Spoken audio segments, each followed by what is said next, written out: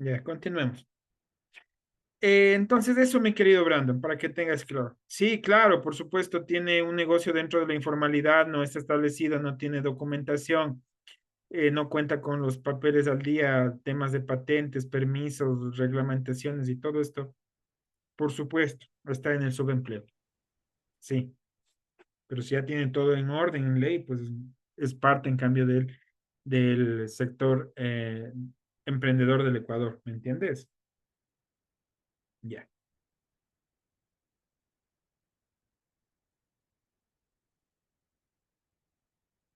continuemos. ¿Dónde nos quedamos, chicos? Ya hemos avanzado. Ya.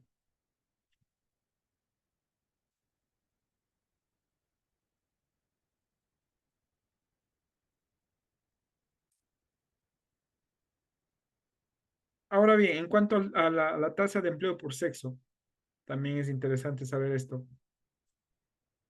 Este es otro de los indicadores que influyen en la economía del país, así como en la economía de los hogares. Es la tasa de empleo por sexo, porque si evaluamos este indicador históricamente, siempre ha existido una gran cantidad de diferencia, una mayor cantidad, es decir, una diferencia significativa al acceso al empleo en mayor cantidad para los hombres y en menor cantidad para las mujeres. Hay un factor discriminatorio per se. Según el boletín técnico de la encuesta nacional de empleo, desempleo y subempleo, a febrero de 2024, el empleo adecuado para los hombres fue mayor al de las mujeres, como decíamos. Para el año 2023, a nivel nacional, el 41,8% de los hombres en la PEA, y hablamos de la PEA, recuerden, terminología, población económicamente activa, tuvieron un empleo adecuado, mientras que entre las mujeres el empleo adecuado fue del 29,1%, marcándose un considerable 12,7% de diferencia porcentual entre el acceso al empleo por sexo. Ahora bien, no sé si está por aquí Juan, ¿de dónde Sí, sale, profe, aquí estoy. de dónde sale ese 12,7% de diferencia porcentual?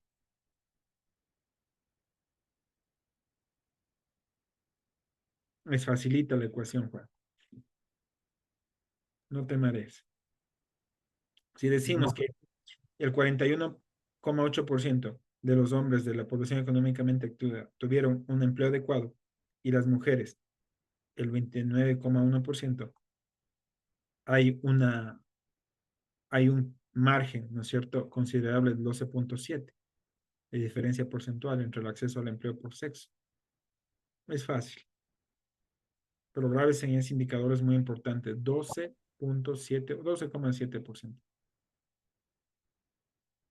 Simplemente restas a 41,8% el 29,1% y nos da el 12,7%. Ese es el margen y la diferencia entre los empleos por sexo. Pero, profe, ¿el 12,7% entra en el tema desempleo o solo el cálculo diferencial El entre... cálculo diferencial, Juan, justamente. Pero a la vez, ese es otro indicador que a veces los estadistas dejan de tomarlos en cuenta. Yo hice este ejercicio para que vean que a veces el indicador, a pesar de que está hablando de un tema socioeconómico, se sigue refiriéndose a un indicador. Entonces, es nuestra responsabilidad como comunicadores entender el dato, socializarlo, humanizarlo, ¿me entienden? Son 12,7% de diferencia entre la mujer y el hombre. Ya no debería existir esto, pero es una realidad que la vivimos. Y yo he tomado justo un ejemplo gráfico para decir, miren, la mujer puede desarrollar trabajos de hombres, sí, sí lo puede hacer. Sin embargo, de esto sigue existiendo una marcada diferencia porcentual. Entonces, atención ahí.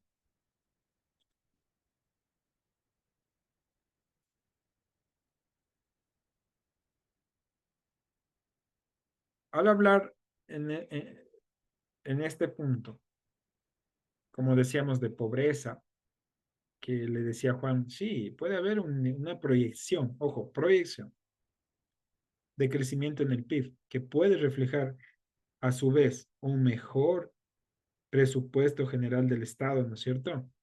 Acuérdense, ya vamos haciendo una cadena. Esto tiene que ver también y codepende de nuestros otros indicadores que realmente son bastante fuertes, justamente como el de pobreza. Pero ¿qué entendemos por pobreza? Eh, no sé, alguien me puede ayudar a leer ese primer párrafo ahí de Mideros. Tal vez Juan mismo. Este primer párrafo que está anotado ahí de Mideros. ¿Qué dice? La pobreza es la falta Ya, de... por supuesto. Pobreza, varios entendimientos. La pobreza es la falta o carencia de bienestar. Desarrollo no es lo mismo que crecimiento. Con el crecimiento provoca un aumento de la pobreza y la desigualdad. Difícilmente puede llamarse desarrollo en un sentido significativo de la palabra. Mideros 2003. Muchas gracias, Juan. Ve, y justo te correspondió un poco a lo que estábamos debatiendo, de si de desarrollo y crecimiento es lo mismo. Entonces, los indicadores económicos pueden crecer, pueden proyectarse buenos, favorables, y se demuestran después en la estadística, pero ¿cómo estamos analizando esa estadística? ¿Me entienden? ¿Desde qué factor? Como les ponía el ejemplo de la dolarización, la remesa es lo que nos mantuvo a flote. O el señor que se le ve en la foto, que es parte del sector informal del Ecuador. Es un emprendedor, pero está en el sector informal. Está generando riqueza, es parte de la población económicamente activa, pero el señor está cubriendo sus efectivas necesidades básicas para un buen vivir. Entonces, la pobreza es entendida como un nivel inaceptable de desigualdad y una consecuencia estructural, entrando ya a materia. ¿No es cierto? Por eso digo, puede haber países con un enorme nivel de PIB y de crecimiento, pero el desarrollo no se refleja ahí. Y en su población no cuenta con servicios básicos, con niveles adecuados de vivienda, de educación, de salud. Por ejemplo, estas realidades se viven lastimosamente en Latinoamérica muchísimo. Somos el continente con mayor porcentaje de repartición de la riqueza, ¿me entienden? Dentro de los países. Entonces puede haber crecimiento y riqueza, pero no está repartida de manera ecuánime.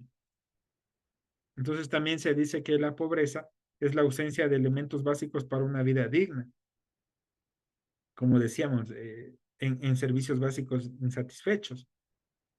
Hay también una pobreza cultural y de desarrollo, no solo hay la pobreza económica, chicos, queridos estudiantes, recuerden eso. Y hay pobreza cultural y desarrollo cuando hay falta de educación, de salud, de vida digna. Por eso le dice leer un poco esos, ¿se acuerdan? Estos derechos que leímos al inicio, de parte del buen vivir, del Plan de Desarrollo Nacional. Acceso a tecnología, acceso a recreación, acceso a una vida digna, acceso a la educación. Entonces, Profe, pero claro, ahora el acceso a la educación creo que está muy limitado. No podría ser que, no podría decir que como que hay un derecho, por lo que también ponen muchas a veces restricciones.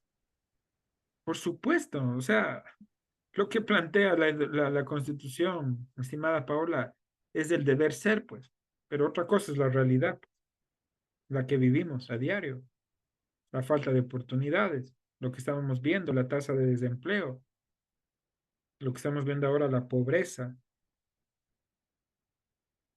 Entonces, una cosa es lo que dice la Constitución, que el Estado, a través del Plan de Desarrollo Nacional y del presupuesto general justamente, debe garantizar estos servicios y beneficios y derechos. Por eso es que tu educación es un derecho. Eso sí nadie te lo puede contradecir. Es un derecho inalienable, irrenunciable. Pero cómo lo estás accediendo, eso es otro tema, ya genera debate. ¿Sí? Entonces, regresamos. Ya. Ok, esto es la pobreza, ¿no? Ahora veamos los indicadores.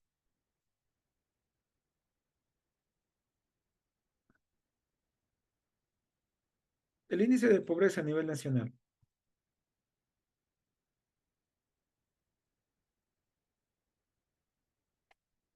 Para junio del 2023, la pobreza a nivel nacional se ubicó en 27,0%, mientras que la pobreza urbana fue de 18,0% y la pobreza en el área rural fue de 46,4%.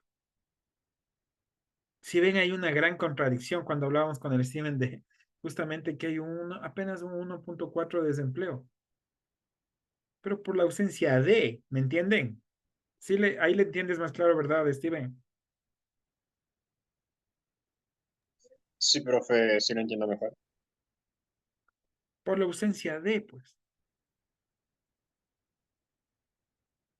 Pero la pobreza ya no se marca en la ausencia de o en la presencia de. La pobreza se marca por el nivel de recurso y de ingreso. Por eso decíamos, ¿qué entendemos por pobreza? ¿Qué está cubriendo? ¿Qué se cubre para satisfacer las necesidades básicas? Entonces, ahora por su parte, miren, acuérdense que la pobreza es una y la pobreza extrema es otra. A nivel nacional se ubicó en el 2023 en 10,8%. En el área urbana, la pobreza extrema registró 5,2% y en el área rural 22,6%. Sigue siendo la de mayor cantidad del área urbana, porque la gente se reúne alrededor de las metrópolis, de las ciudades. Entonces, la pobreza por ingresos es sinónimo de carencia y privación que limita a una persona para alcanzar un mínimo nivel de vida. Y a eso no lo dice ningún teórico o pensador, eso lo dice el INE, el Instituto Nacional de Estadística y Censo. Recuerda, para junio del 2023 se considera una persona pobre por ingresos si percibe un ingreso familiar per cápita menor a 89,29% mensuales. O sea, si usted recibe menos de $90, usted está en situación de pobreza, querido estudiante. Bueno, ustedes no son estudiantes. Si ustedes fueran padres de familia, trabajadores, empleados, sector artesanal, productivo, agrícola, y usted está recibiendo menos de $90, usted está en situación de pobreza. Y si llega a percibir menos de $50, usted está en situación de extrema pobreza, recuerda.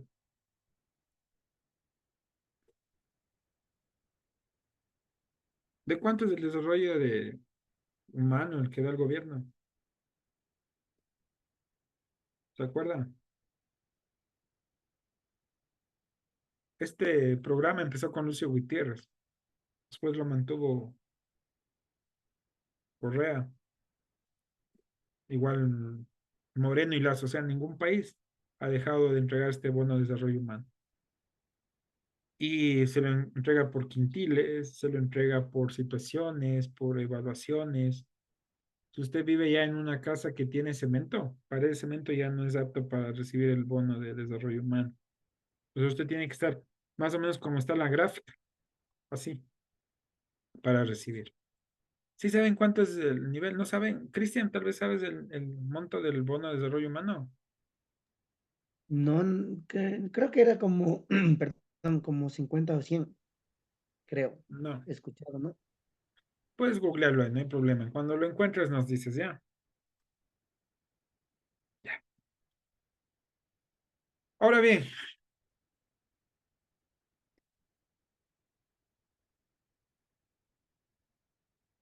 antes de esto es importante hacer algunos señalamientos también. Verán,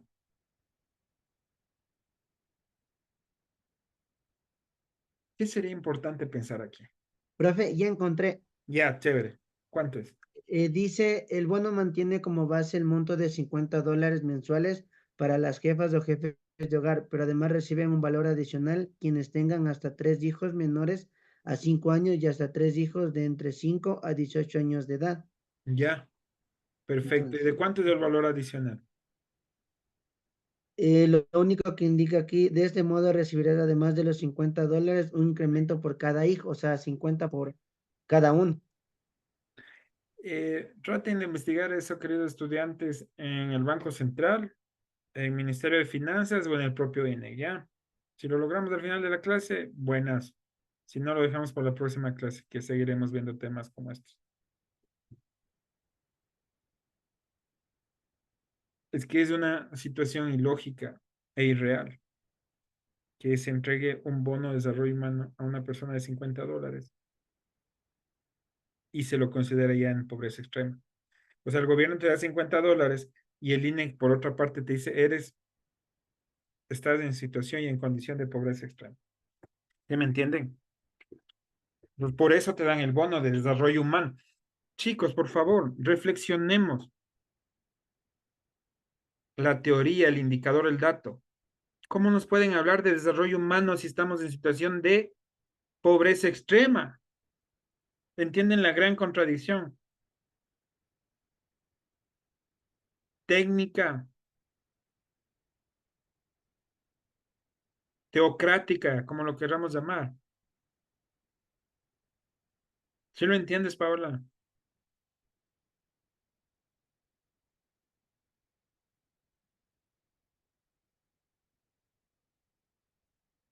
Paola, ¿estás entendiendo? Sí, profe. Imagínense. O sea, le dicen, usted tome el bono para el desarrollo humano, pero usted está en extrema pobreza. Ya, ok.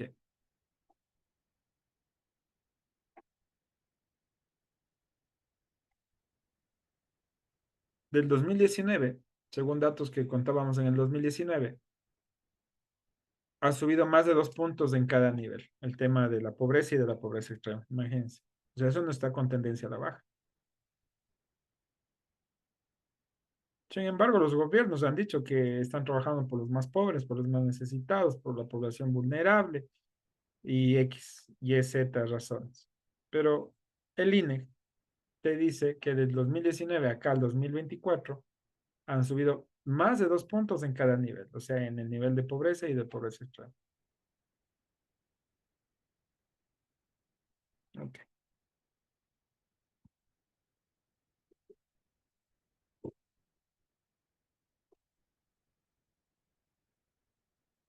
Muy bien.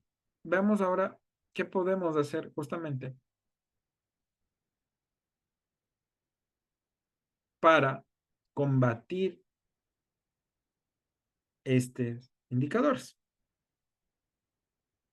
¿Cuáles son nuestras herramientas, nuestros recursos? ¿Qué es lo que tenemos a mano para combatir la pobreza en el Ecuador?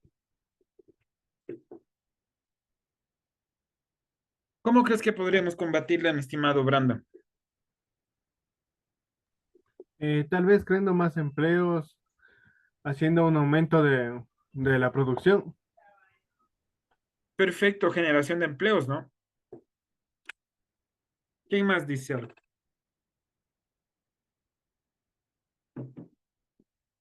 Bueno, que más bien estaba ahí mismo, ¿no? Steven,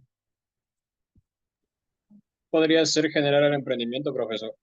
sí, es parte de, correcto. Pau, Tal vez con la inversión de otros países. mm, se generan relaciones internacionales, pero ¿la inversión en qué medida? ¿En qué sector? ¿A qué te refieres con la inversión de otros países?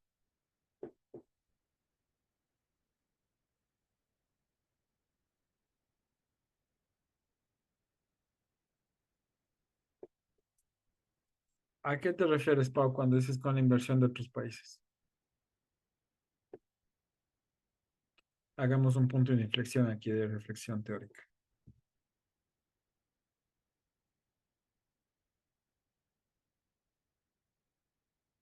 ¿Inversión en qué? Por ejemplo, podría ser, si es un ejemplo, ¿no? A ver, Si pondría yo un negocio, una fábrica. Ya, y alguien invierte en mi fábrica y yo podría generar empleo de esa manera. correcto, pero el rol y la responsabilidad es de quién. O sea, del Estado, del gobierno, de las entidades de gobierno en apoyar el emprendimiento, porque me estás hablando, por ejemplo, de generar alianzas internacionales para que recaudar dinero dinero se llama moneda capital foráneo para inyectarle liquidez a la economía más o menos, al tema de la producción, del emprendimiento. Puede ser, puede ser también un recurso, pero eso está dentro del rol del propio del Estado. Y ahí sí del gobierno actuante, del gobierno que está actuando.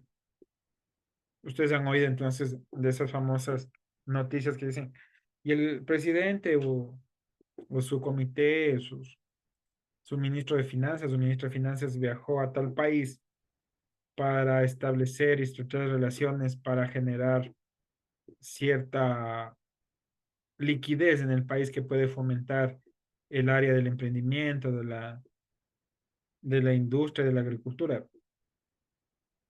Pero el Ecuador, Juan, es un país de industria. Para mí sí, profe. ¿Como cuáles tenemos? De cierto modo, industria, no, pero parte desde ahí, la industria textil, no sé si lo puede ver como la industria agrícola, que es como que la más posicionada. ¿Ya? Eh, esas El tema de la industria textil está bien. Es todavía una industria para consumo local, ¿no? No estamos a nivel de Chile, Argentina, Perú, exportadores a grandes masas. Han oído del hilo y la textura del hilo peruano. Más bien ha habido fuga de capitales del Ecuador, por ejemplo, la empresa Pinto. Ante tanta restricción, impuesto y todo el tema, fue a Perú a establecer sus industrias y trabajaba con el tema del lino y del hilo de calidad de exportación a nivel mundial, ¿no? Entonces está bien lo que dice Juan.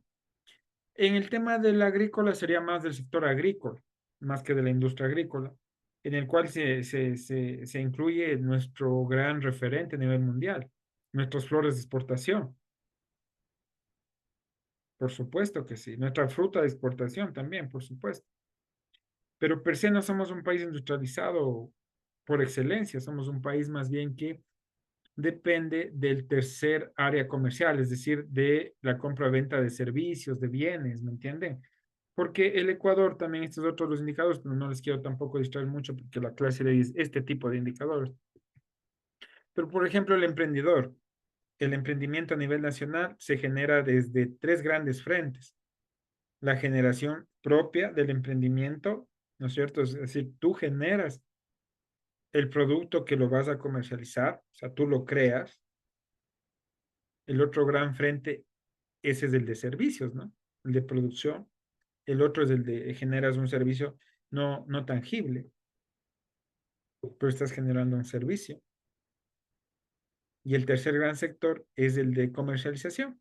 Comercio, venta, comercio, venta, compra y venta de productos. Entonces, sí, toda esta realidad económica, social, financiera del país puede generar riquezas, pero vuelvo y repito, quiero que se queden claro, que un país genere riqueza y crecimiento no es sinónimo de desarrollo.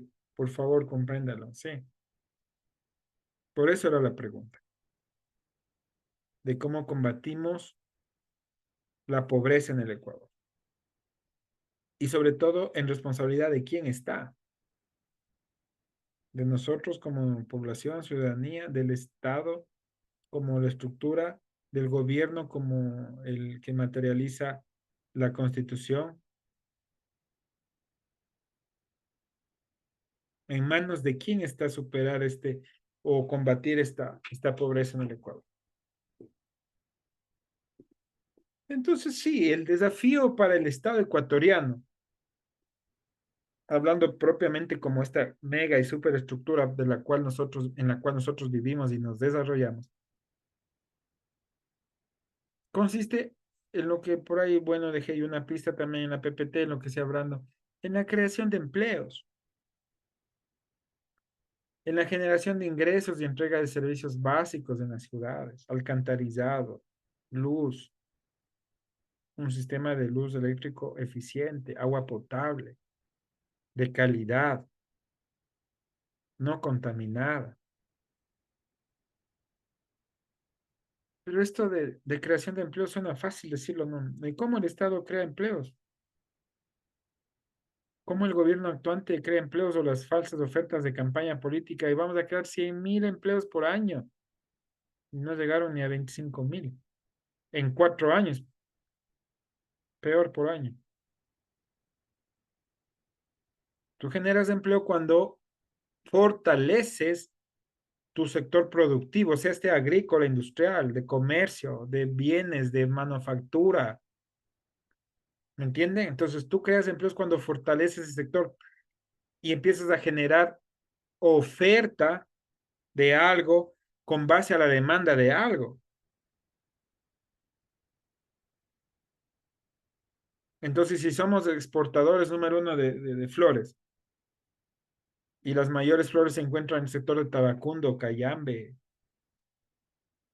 Tababela, como gobierno voy a mirar las políticas hacia el sector agrícola y agroexportador, hacer flexibles el tema de exportaciones, de rubros, de impuestos, para que este sector esté más libre de pagos y ese dinero y ese capital, ese flujo económico, financiero, perdón, hablando técnicamente, regrese a sus propias arcas y le pida que genere más producción, ¿me entiendes? Y si genera más producción, voy a necesitar más manos, voy a necesitar más colaboradores, ¿sí me entienden el flujo? Pero el Estado ecuatoriano, ese sí es su rol, establecer como por ahí, digamos, creo que era la idea de Pau, estas alianzas estratégicas internacionales en que entonces existan países que me compren las flores, pues. Como el mercado, veíamos, ¿se acuerdan? En la globalización, en las primeras clases, está libre de fronteras la globalización y cualquier persona puede entrar y romper el mercado con precios más bajos. ¿Qué hace el Estado ecuatoriano a nivel de relaciones internacionales, económicas y financieras para asegurar el precio de una flor en un nivel que genere riqueza y empleo y mano de obra? ¿Qué está haciendo el Estado para asegurar eso? ¿Saben qué? Yo entiendo que nuestras flores les vendemos a Holanda, a Países Bajos, perdón. Siendo Países Bajos en Europa el país número uno en la producción y la venta de flores, por la energía eolítica con la que se encargan del proceso de producción, cosecha. O sea, son técnicas de primer mundo, chicos. Países desarrollados, potencias mundiales. Pero, ¿cómo será de buena nuestra flor, no? Que le vendemos a Países Bajos. Entonces, ese sí es el rol del Estado. Asegurar que esa producción interna genere más empleo, más riqueza. Y ese empleo genere plusvalía y genere circulante, o sea, dinero, plata, por decirles ya hablando curiosamente, plata en nuestros bolsillos. Plata para el señor que provee, distribuye, vende, comercializa, para toda la cadena, chicos, productiva. de la comercialización, de la distribución, del empaque, del embalaje, todo se incluye ahí. Entonces, eso es el rol del Estado. Generar esas alianzas internacionales, estratégicas, que posicionen al país, venderle al país, digamos. Y por supuesto, si esto no hay, las personas van a seguir emigrando, a buscar otros futuros, otros bienes. Y la gran temática de las conversaciones actuales es la inseguridad y la falta de empleo. No hay ninguna casi familia en Ecuador que no hable de esto.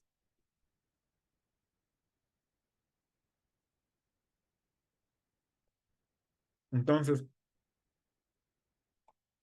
como para estas últimas láminas, y que nos quede claro. Los altos índices de la población indígena y de los afrodescendientes están estrechamente relacionados con la falta de recursos y oportunidades, justamente.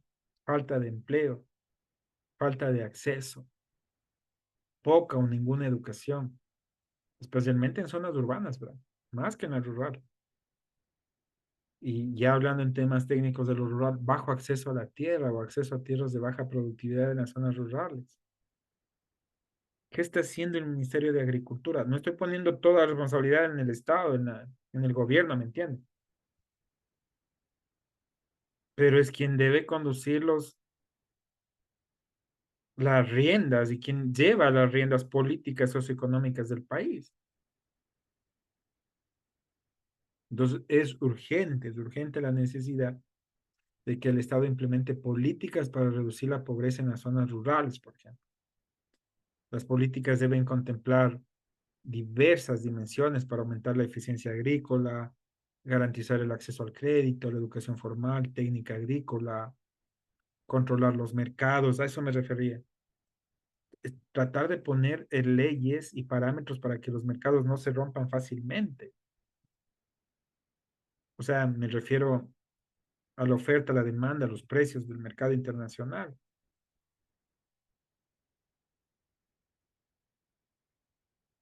Sí, ahí sí está mucho más claro. Entonces, el tema de los intermediarios en la venta de los productos también encarece muchísimo el precio final. Y sobre todo, acceso, oportunidad, facilidad, flexibilidad a créditos para fortalecer justamente cooperativas de ahorro y crédito. El sector cooperativista en el Ecuador es inmenso, chicos, es más grande que el sector bancario. Les digo,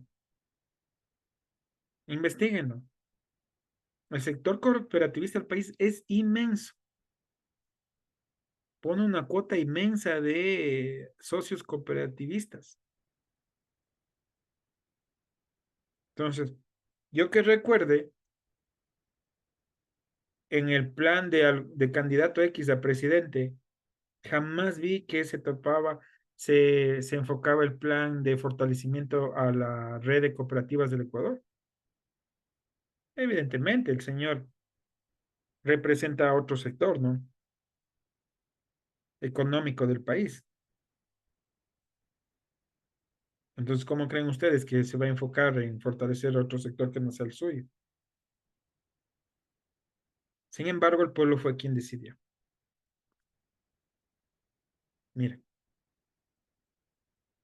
eh, otro punto fundamental del Estado es el tema de fortalecer el tema, justamente el tema de género, la productividad, la riqueza que generan las mujeres a través de cajas solidarias, con intereses bajos. ¿Se acuerdan que hablábamos de la gran diferencia? Existe 12,7% de diferencia porcentual en el acceso al empleo entre mujeres y hombres. ¿Por qué la mujer todavía está en esa situación de discrimen tan fuerte? Si la mujer per se es una administradora neta, no estoy queriendo imponer un rol de género, no, que porque sea madre, no, por distribución. El hombre es el que provee desde un sentido muy tradicional. Puede ser la mujer la que provee en el hogar y el hombre el que administra. Y se intercambian los roles, no hay problema. Pero por lo general el hombre es el que genera, trabaja. Por esta misma situación, ahí sí no estamos hablando de perspectivas. El dato lo indica, el hombre tiene mayor acceso, 49 y pico, y la mujer 29. Entonces la mujer es administradora también y sabe. Entonces, ¿por qué no se prioriza el segmento de la mujer para préstamos, para apoyo financiero? Eso debe ser el Estado. Ok, ¿y cómo también combatimos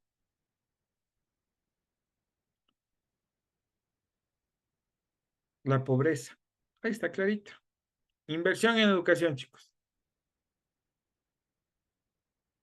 La Constitución, nuestra Constitución, plantea que el acceso universal desde el nivel inicial garantiza, como decíamos con Paula, debe garantizar el acceso universal desde el nivel inicial, como ven esas pequeñas criaturas ahí, hasta el bachillerato, y la gratuidad de la educación pública hasta el nivel de educación superior. Ustedes están en una educación pública, en la Universidad Central del Ecuador. Igual, el Plan Nacional del Buen Vivir 2013-2017 expresa en su objetivo 4 la necesidad de fortalecer las capacidades y potencialidades de la ciudadanía.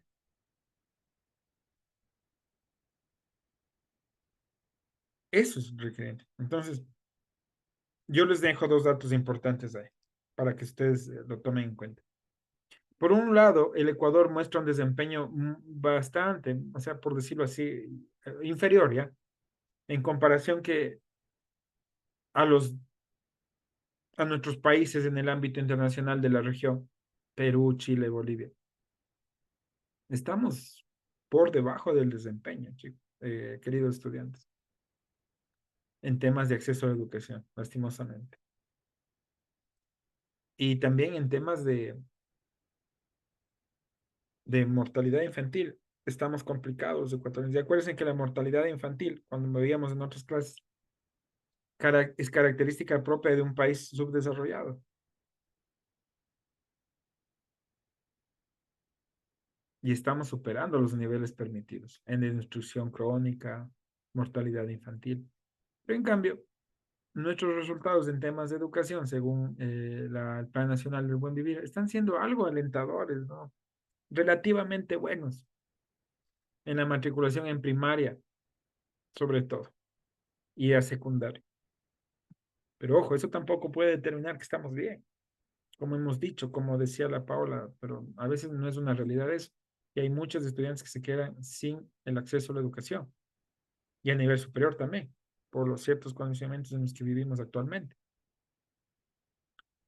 Entonces, por ejemplo, les he dejado un dato muy importante aquí, tómenlo en cuenta. Las provincias de la sierra tienen serias deficiencias en la salud, mientras que las provincias de la costa tienen desempeño inferior en cuanto al rendimiento escolar. O sea, si en la sierra estamos con temas de afectación en la salud, en la costa, por su lado, hay un bajo desempeño, un desempeño inferior en cuanto al rendimiento escolar. Entonces, estos parámetros van más allá de los indicadores y de las cifras frías. Estos parámetros hay que saberlos analizar desde el componente sociocultural, sociopolítico de un país. ¿Alguien me ve?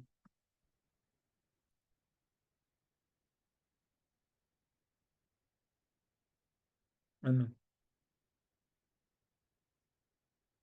Ya. Ok, chicos. Entonces, para finalizar, la escolaridad y el desarrollo, chicos, van de la mano. Escolaridad debe ser sinónimo de desarrollo y desarrollo a su vez de escolaridad, ¿me entienden? Eso tiene que ir de la mano. La calidad de la educación es significativa, más importante para el crecimiento económico que la cantidad. Ahí es la diferencia entre desarrollo y crecimiento también. No se puede contemplar un crecimiento económico sostenido en el tiempo sin monitorear, evaluar, como está ahí justamente, mejorar la calidad del sistema educativo. Porque esto, la educación va a determinar la situación económica